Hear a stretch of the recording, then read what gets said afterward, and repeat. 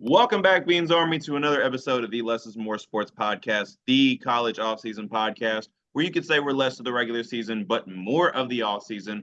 Ryan, officially, welcome back to the show. And before Matt tells us to go touch grass, we got to talk about it. The college football game is officially out. I know me and Ryan been playing. So, Ryan, first question to you, starting hot. What are your early on thoughts of the game? I absolutely love it. I like it way more than Madden. Um, I think I do need to get better at it. And I found out that Les's PlayStation Plus or something isn't working, so he can't play online, which sucks. But I absolutely love the game. I love it obviously way more than Madden. I will say he wanted me to say this. My dad actually did beat me, but there's 1,000 more chances. All right. It happens. All right.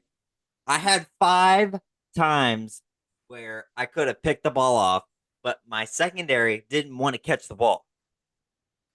That's not an excuse, but I was just saying what happened in the game. He beat me by, well, see, the thing was, he wanted me to win, but in reality, he beat me because at the end, he did three man deep, and he took a safety away, and so I threw a touchdown pass. So that's him letting me win, but ultimately he would have won because he did everything in his power for me to win.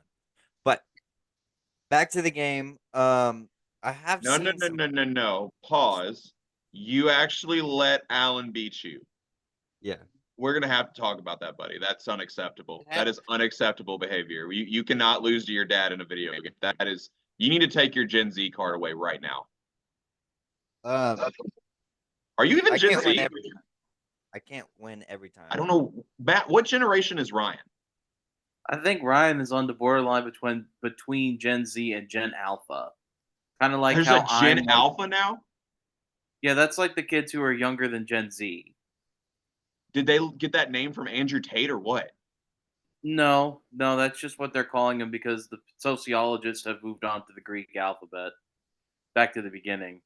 I'm So, glad you're on the show because I would not have been able to make kind of how that. like I was born in '96, so it's like I'm a millennial, kind of, but I'm also not. Ryan's kind of in that area too, where he's Yeah, like in the you're transition zone. So he could claim to be Gen Z, or I think he could almost claim to be like Gen Alpha potentially. After a loss to Allen, I definitely don't think he can claim Gen Alpha at this point. And he lost to Gen X, so at least he's got that going for him. Gen X already thinks they're a better generation than all of us. We can't let them have video games, Ryan. What are you doing? I didn't think it was going to be this bad. But about the game, I have seen like really tiny bit of flaws. I love every mode in the game. I've tried every mode. I like all of them. But sometimes it seems like um you're looking at like you're about to start the play, you see the defense, and it's almost like your offensive line is just not there. The defensive line is just coming at you. I mean, I when I throw screen passes, I have to take my character and run backwards and then throw the ball on the run so I don't get sacked. That's the only little tiny bit flaws, and I need to stop throwing so many picks. Oh my goodness, I throw so many picks each game. It's tough out there, and there's some OP players like I don't know if you've heard, but Quinshon Judkins. I mean, there's no stopping a spin move. Jalen Milrow, unstoppable. Oregon wide receivers. I mean, there's just it's just crazy. But Texas, I haven't really played with Texas, so I don't know. But yeah, I really love the game. What were you about to say, Les? To help you out, if you press L1, you can adjust your line so you're not going to get sacked like 50 times a game, if that helps at all. Well, I did that, but I feel like I still am like You got to there's make the memes you about got it to on make the Twitter. right adjustments. Like you got to And make them Ryan slide the right way. You got to actually really and read the defense, look at the Mike linebacker and see where he's lined up, and that's how you make that adjustment. and Ryan, there's also like a button in the middle of the controller that pauses the game. so you can pause and think about what you've done. Listen here, Wow. Mister No playing games. I don't want to hear anything. Yeah, you don't That's play games, Matt. Stop it. Stop it I like don't play. Ryan saying I'm just stop it, kidding. Georgia. Ladies, did you hear that? I don't play games, figuratively or in real life. Hey, I'm a Matt's about to complete- get a Tinder profile right now and be like, I don't play games, ladies. Can you imagine that? Matt doesn't play games, ladies. Bro, you phone should be have blowing like, up. bro, and now you should do like a whole TikTok profile in your dating life. Be like, I don't play games. Video I'm or with struggling your with the partner. second verse. I think we need to come up with a second verse though. Like, I don't play games, I play, and then insert whatever Matt would put there. I don't know what exactly I would put there because I don't really play anything.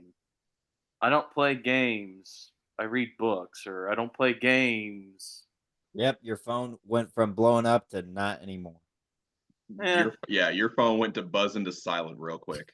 Have you not seen how popular book talk is, Les? You should know this. Why are you looking at me like I should know this? Do you think actually I do? Because you're the one with the TikTok account. You have the TikTok account for the show. Okay, Yeah, but keep we track. have different For You pages though. Yeah, I'm willing.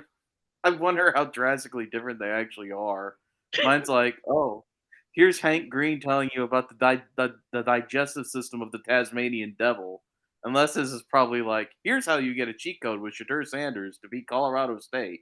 If you're That's playing at home, not untrue at all. That's not untrue. But no, I do want to address what Ryan said that it's much better than Madden because I completely agree. Because Matt, even you've played Madden, and you know, with yeah, Madden, you can almost run like the same plays over and over again if you find a play that works. In the college football game, you can't do that because the game actually adjusts to what you like to do. So you actually have to switch up your game plan. And I like that it's almost like you have to be a coach. So it's really fun in that regard. And of course, I got to say this, Ryan. You said you haven't played with Texas. Well, I have, and they're OP as hell. So I love that, obviously. And like Ryan said, it is very easy to throw an interception. But what sucks is that it's not as easy to get an interception. It's like, dude, when you're playing against like the computer or whatever, those like linebackers and DBs hands got like Jerry Rice hands. They do not miss at all. And when I try to get an interception, it's always a back down, which, you know, isn't always a bad play. But when I'm trying to keep you out of the end zone and I want a turnover and not a deflected pass, that doesn't really bode well at all. So that's no fun. They're jumping the routes way too easy. Like it's almost like they're going through the player. But what I like about it is it's way faster than Madden. Like if your Oh, yeah. player has green grass in front of him, he's most likely going. Like in Madden, you're probably getting caught. So I like Before the we move speed on of to it. topics, my last question to you. You can't pick Ohio State. Who is your favorite team to play with? Uh, I did a franchise mode with Louisville, but it's That I going. should I should have saw that coming. I should have worded that better. That's shame on me, guys. Oh, I gotta think. that'd be like asking Les who the other team he played with is for football. I have an answer, It's sir. Boise State. Boise Well, State's one of them. actually, I Boise was, State I is was one of thinking them. Duke. I was thinking Duke. I wanted to see. Well, I Tournament do. Yeah, I've played with Duke too. Of course, I've played with Duke. Of course, I've played with my teams, and Boise State is one of them. But I was going to let Ryan answer before I get to you. The top team that I actually like playing on the game that Ooh. is not any of my affiliates. I want you to go first because I gotta think. I gotta think of who I've actually played with because Bro, Tennessee's offense is so much freaking fun. Like Yeah, they're yeah. a perfect modern spread. It's not a lot of gadget plays, not a lot of RPOs because I'm not even gonna lie, I suck at RPOs on video games. It's just you just got to make it so quick, and it's effective in real life because players practice this non at ad nauseum. But when I'm just a 30-year-old FedEx employee who does a podcast for fun, and I get to play video games when I can't quite get the timing down for the RPOs and whatnot, but it's a perfect spread offense. They do a good job getting their receivers out in open space, And of course, when you got an absolute burner like Squirrel White, I mean, I can just throw deep to him or get him on a crossing route, and he's taking it to the house every time. Dylan Sampson is perfect for that offense. And this might be my hot take for the college football video game, and hence why my name is Nico Suave for the podcast, because Nico, the quarterback for Tennessee, in my opinion, is the best quarterback on the game. He throws quick, accurate passes, and he's such a smooth runner. He might not be a blazing runner like Jalen Milroe or other quarterbacks in the game, but he makes like smooth, long strides that are easy to control, and he gets from point A to point B really fast. When I play with Milroe, he's fast, but it's almost like out of control fast. You have to have so much steadier hands to control his movements, whereas Nico, it's just one fluid motion. So for me, Nico is the best quarterback in the game for me to use, and a big reason why Tennessee, to me, is the best team to play with outside of obviously my teams. That's a given because, you're going to play with our teams the most, so you're going to get the best with them. But no, Tennessee, of all the teams I'm not affiliated with, Tennessee is definitely by far the best team for me to play with.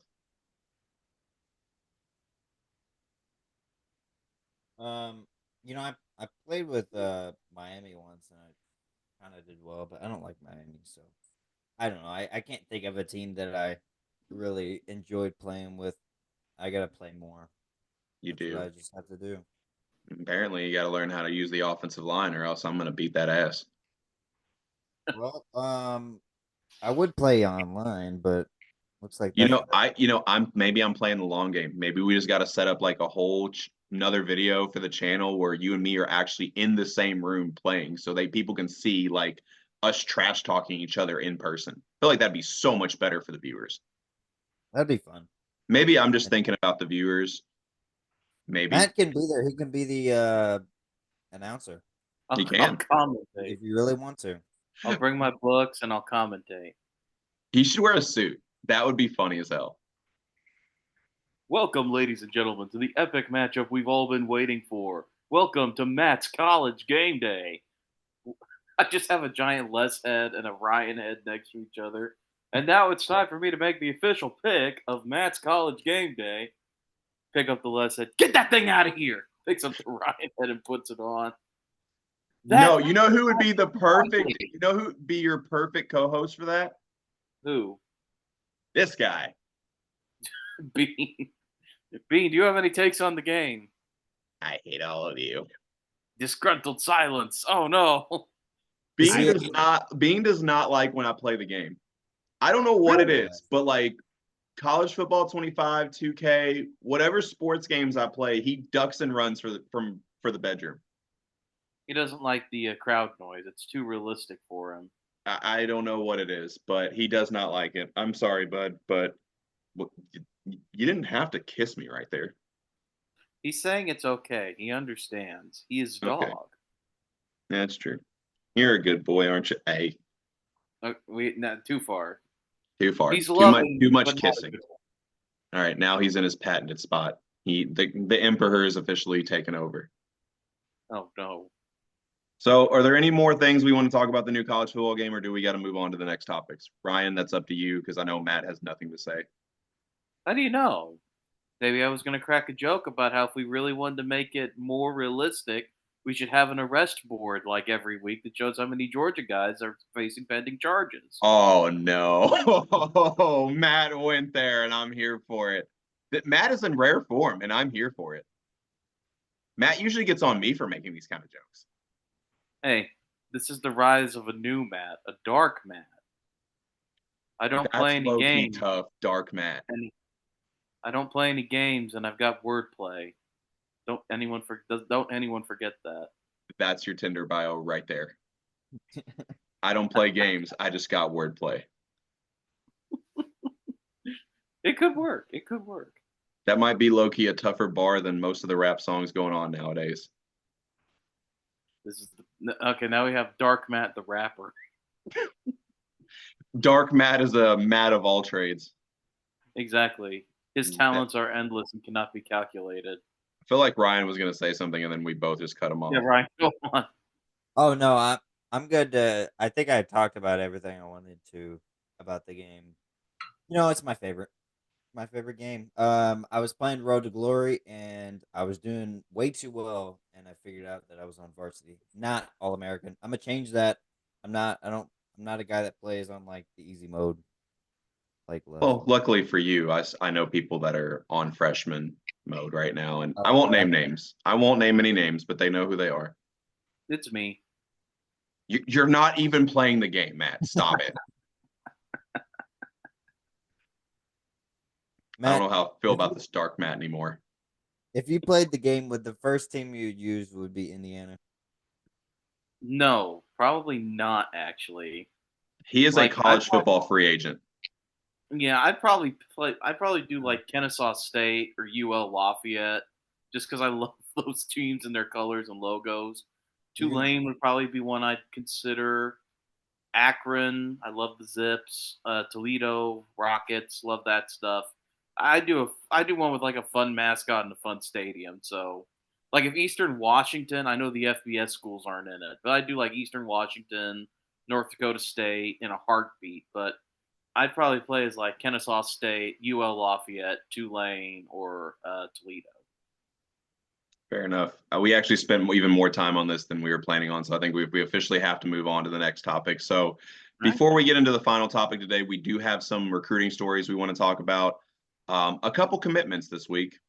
So the first one, Jeremiah Fears, brother of Matt, you know this school well. Michigan State's Jeremy Fears decommits from Illinois and will reclassify to the 2024 class and will play for Oklahoma. So Matt, being that you're a Big Ten guy, what were your thoughts on this?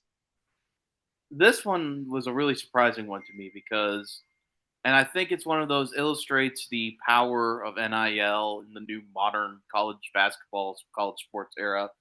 Because if you compare the two resumes of Porter Moses and Brad Underwood over the last 4 seasons, we could argue about Illinois underperforming in the NCAA tournament, but they make the NCAA tournament.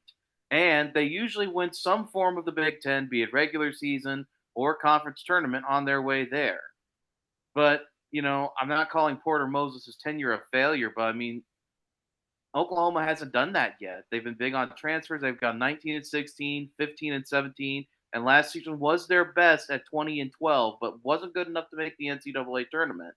Meanwhile, Illinois, who with a coach who was allegedly playing underhanded for the past decade and a half, has finished second, tied for first, tied for fifth, and second in the Big Ten with a coach with an 80 and 58 record. So, and they've been like shedding players like nobody's business, whether it be Luke Goody, whether it be like some of the guys they've just had leave. They brought a lot of guys in, but they've been shedding a lot of talent too. So this move was surprising to me because it seems like Illinois should be locking these guys up just on their consistency alone. And I know Indiana fans are supposed to be like rivals with Illinois, but they've been just about in the past 5 seasons as consistent as anybody in the Big Ten when it comes to basketball, having star players, having a national spotlight. And I get Oklahoma's in the SEC now. I get they're a pretty good program still, but Porter Moses and that team just haven't put it together yet to have that kind of banner season. They've had good upsets, they've had good road records, but they just haven't put it together to actually win in the Big 12 or the SEC just yet. So it really surprised me because it seemed like you'd want to go to the model of consistency with Illinois and a coach who's good with developing guys and go with that route. But, you know, NIL is NIL. You got to go where the money is. I'm not going to curtail any player for that, but it did surprise me a little bit, yes. So it's interesting that you say that because according to Fears, it was Porter Mosier's emphasis on development and his family values that helped him establish a good relationship with the coaches at OU. That's his direct statement.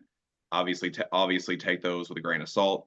And as a player, Fears is going to push the tempo and is an absolute beast in transition, which I think fits how Porter Mosier wants to play, and especially adding that slashing threat could open up their spread offense shooters.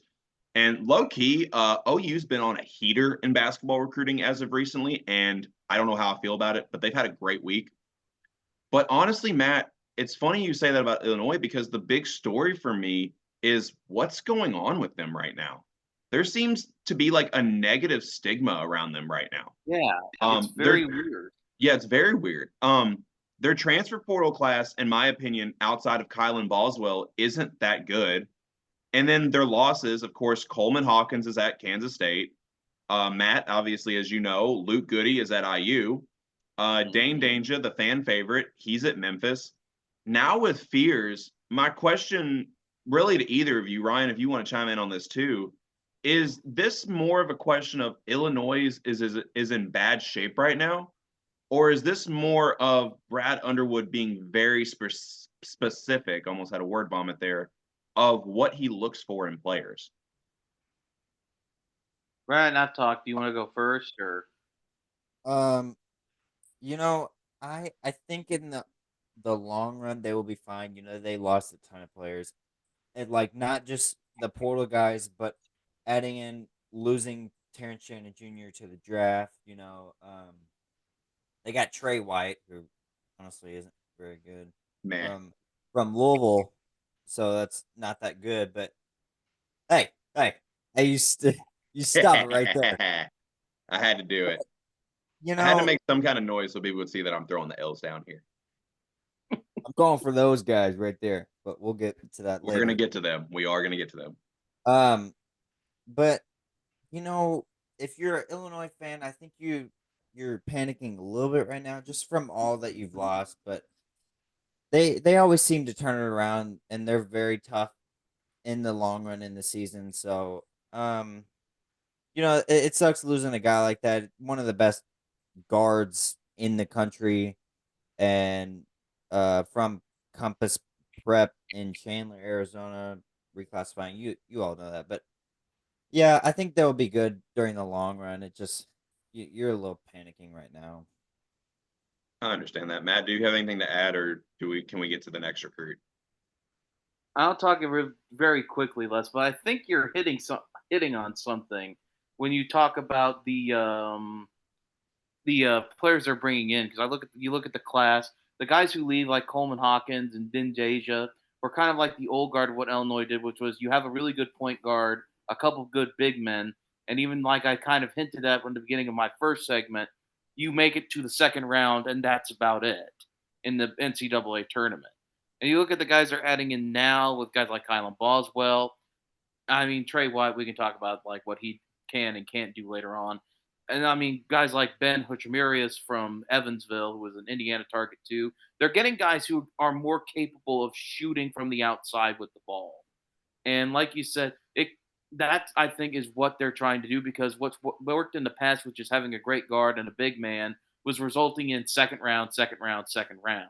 These guys, it seems like, are willing to spread the ball around the floor a little bit more, play a little bit more perimeter ball, but also a guy like Fears would be perfect for that kind of offense. So it's concerning, but I think Illinois is trying to hit the reset button this year. It's a little bit of a weaker, more convoluted Big Ten with the transfer portal and the new teams being added in. So I think they're kind of they're going on for a semester trip to find themselves. See if like having more guys who can move the ball in the perimeter works out a little bit better. That doesn't work. Go back to hitting guys like Fears hard. Go back to getting big men. Yada yada. But like I said, it's just kind of. I don't think Illinois fans need to be concerned. I think it's kind of just a semester off to find yourself, if anything. That makes sense. For time constraints, we got to move on to the second recruit that actually made his commitment earlier today before we got on the show, and that's the number one rated point guard in the class of 2025, Darius Acuff, who picks Arkansas, aka Calipari University. And I'm going to go ahead and take this from the jump. If his history is any indication, his NBA draft stock just rose because there's several things that we don't doubt, and one of them is the guard lineage that John Calipari puts into the NBA. So, as a future move, obviously this makes sense. As from a player standpoint, because I follow recruiting like an obsession at this point. Personally, Acuff is a very skilled shooter, very good at creating his own shot, and he can shoot open or contested really well.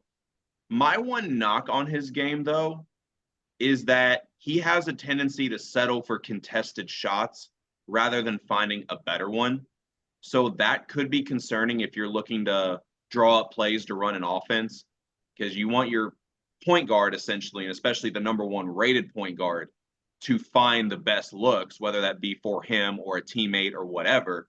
But if he's stuck taking contested pull-ups, maybe like he's trying to be James Harden, maybe that doesn't bode well. But obviously, that's no shade. The talent's there. The shot-making ability is there.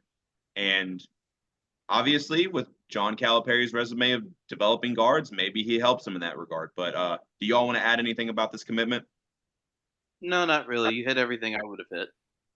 Fair enough. I don't remember in the recent podcast. Did you talk any about this is his nickname, but Cash Chavis No, I did not.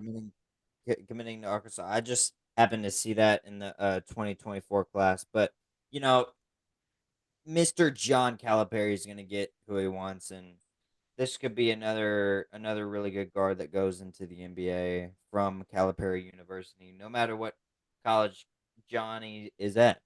But yeah, I think you really covered it all that I was gonna say at least. Fair enough.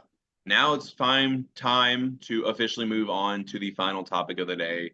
And every summer we have this coveted basketball tournament that is so generically named, by the way, called the basketball tournament, TBT for short. It gives people a chance to see old college stars that they fell in love with that maybe didn't quite pan out at the NBA level play in a summer basketball tournament for a couple $1 million on the line. I think this is more nostalgic for me and Matt. Ryan probably doesn't remember half of these guys when they were in college because he's a baby. But I was born in 2007. I'm 17 years old. I just wanted to rub it in your face once again. Not I rub it thought in you, your I face. thought you were about to give your social security number out for a second. You're giving a lot of personal information out there. What are the digits on the back of your mom's credit card, Ryan? I could use those. Yeah, I've Matt's trying to memorized steal from that. your mom. That's That's a crazy. very. You could have just said my credit card, but whatever. Yeah, I'll take Or I that don't too. have a credit card, Oh, but debit card. But... oh, I was gonna take both. So before we get into some TBT nostalgia and some TBT news, it's worth noting a little bit off topic that Kentucky and the Kentucky affiliate TBT team La Familia scrimmaged, as in the current Kentucky team and La Familia scrimmaged, and the current roster won. So my first question before we get into the rest of this topic, is this a big deal or not? For whoever wants to answer first. It's not. I mean, it's a bunch of 2019 something year olds going up against a bunch of older guys in a scrimmage. I take it with a grain of salt. Like I said, like Les and I talked about on another podcast, the select team almost beat Team USA. That's Stuff because like the Cooper flag stop the slander right now. It was because of Langston Galloway. But no, it was not. Cooper we'll flag led him in scoring. Stop it. I have a question for Les after this, if we have time.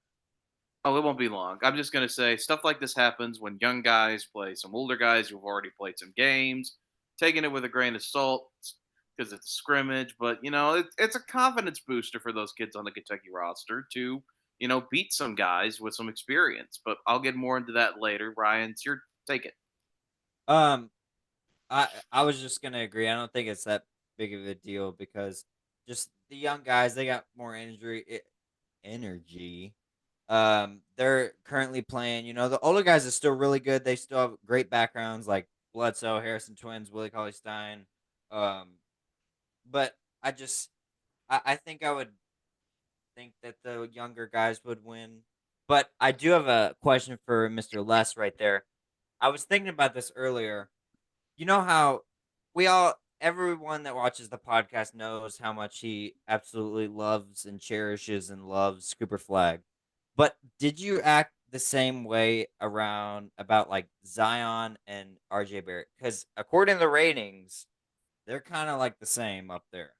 Ryan, let me answer that for you because I was there. Yes. Okay.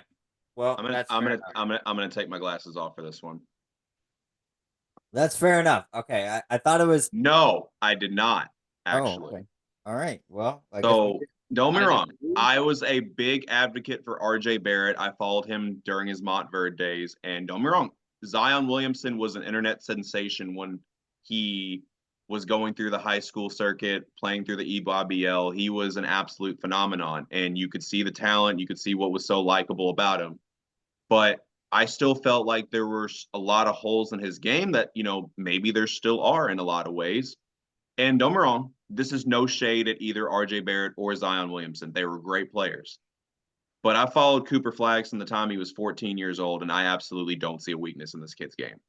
He, in my opinion, will go down in history as the best Duke recruit of all time. And I'm saying that right now. We have it on video. We have it on video. It's podcast official. Cooper Flagg is the top Duke recruit of all time, and that's not even Zion, RJ. That's Grant Hill.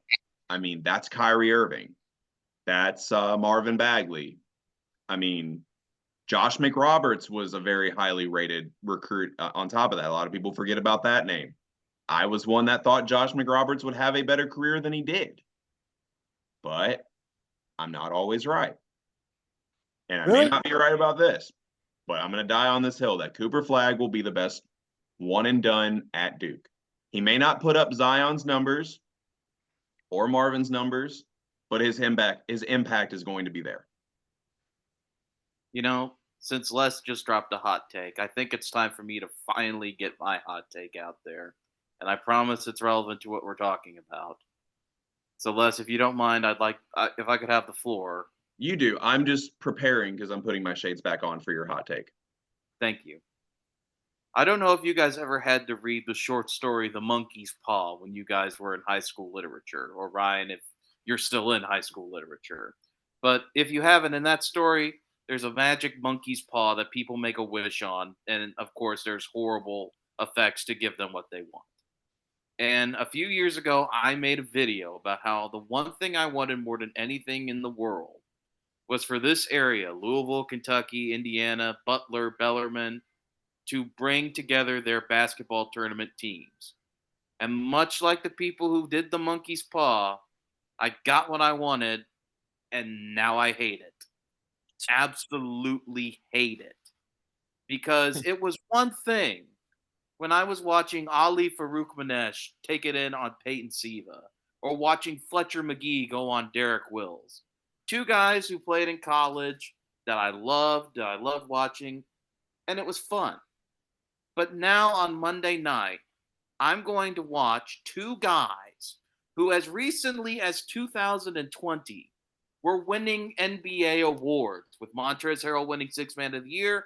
Eric Bledsoe was an all-defensive first-team player. I'm watching guys who played in the NBA for consistent periods of time across the board. I'm not just calling out Kentucky and Louisville. Indiana was led by Yogi Ferrell, who, of course, had that Linsanity run with the Dallas Mavericks.